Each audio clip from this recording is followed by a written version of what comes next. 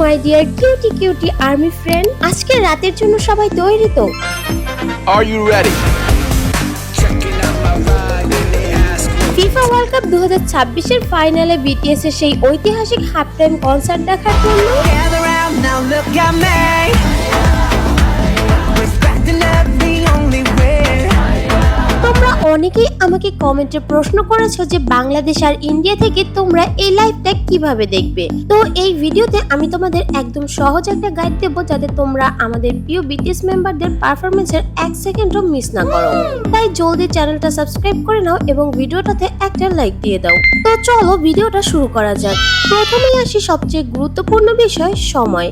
যেহেতু আমরা অনেকেই রেগুলার ফুটবল খেলা দেখি না, তাই সময়টা গুলিয়ে ফেলা খুব স্বাভাবিক। তাই মনোযোগ দিয়ে শোনো। ফাইনাল ম্যাচটি অনুষ্ঠিত হবে আজ রাত 1টায় আর ইন্ডিয়ার সময় রাত 12:30টায়।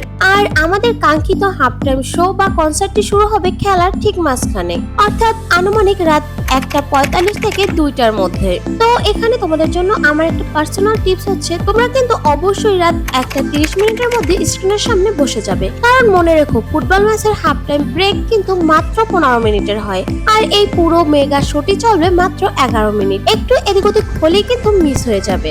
এবারে আসি আসল কথায়, যে তোমরা এটা কিভাবে দেখবে বা কোথায় দেখবে। তো যারা বাংলাদেশ থেকে দেখবে তারা তোমাদের ফোনের প্লে স্টোর থেকে ট্রফি অথবা বায়োস্কোপ অ্যাপ ডাউনলোড করে নাও, কারণ এই অ্যাপগুলোতে পুরো বিশ্বকাপ সরাসরি দেখানো হচ্ছে। তাই ফাইনাল ম্যাচ আর বিটিএস এর হাফ টাইম কনসার্টও তোমরা এখানে একদম ফ্রিতে কোনো ঝামেলা ছাড়াই লাইভ দেখতে পারবে। আর যারা ইন্ডিয়া থেকে দেখছো তারা দেখতে পাবে জিও সিনেমা অ্যাপে।